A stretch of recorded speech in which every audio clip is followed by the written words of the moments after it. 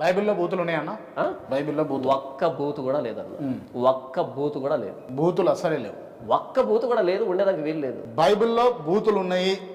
బైబిల్లో చాలా ఇబ్బందికర వ్యాఖ్యలు ఉన్నాయి అని అనుకునేటోళ్ళు కింద కామెంట్ రూపంలో మీ అభిప్రాయాన్ని వ్యక్తపరచండి మిత్రులు. ఇక్కడ ఒక మాట చెప్పాలి.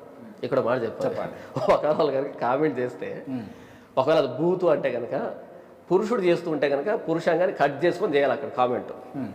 ఎందుకంటే చీచి ఇది ఎందుకు నా శరీరంలో అని. ఒకవేళ స్త్రీలు కనుక అయితే ఆపరేషన్ చేసుకోవాలి, ఓకేనా? కాబట్టి మన శరీరం ఉండే అవయవాలు కనుక బూతులు అయితే వాటిని తొలగించుకొని కామెంట్ చేయమని చెప్పండి.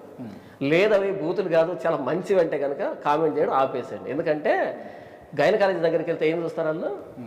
గైనకాలజీ దగ్గరికి వెళ్తే ఒక లేడీ వెళ్తే ఏం చూస్తారు వాళ్ళు? బూతులు చూస్తారా? మన శ్రీశ్రీ అనుకుంటారు, కవి ఒక మాట అన్నాడు ఏంటంటే, అది మర్మస్థానం కాదు నీ జన్మస్థానం అంటాడు. చూసే కోణంలో ఉంటుంది కదా, అది మర్మస్థానం కాదు జన్మస్థానం అని అంటాడు.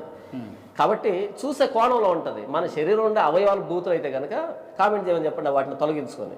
లేదు అవి మంచివి అని అంటే కనుక కామెంట్ చేయడం ఆపేసేయండి. బైబిల్ బూతులు లేవు. ఆది యందు దేవుడు భూమి ఆకాశం సృజించాడు, అలాగే సృష్టిలో మానవుని చేశాడు. మానవుని చేశాడంటే ప్రతి అవయవాన్ని చేసింది ఆయనే. కాబట్టి బూతు కాదు. ఆ అవయవాలని చేసిన దేవుడు వాటి గురించి మాట్లాడేదానికి అర్హుడు, ఆయన మాత్రమే అర్హుడు. ఇప్పుడు నా బిడ్డ ఉంది, నా బిడ్డ నగ్నంగా నేను చూడగలుగుతాను, చిన్న బిడ్డని. నాకేం తప్పు అనిపించదు, తనకేం తప్పు అనిపించదు. కాబట్టి అవయవాలు బూతులు కాదు, వాటిని వాడే విధానం తప్పు. అలా బైబిల్ చెప్పలే.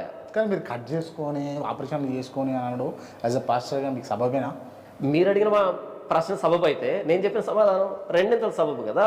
సబబే అంటారు మీరు? 100%. ఓకే.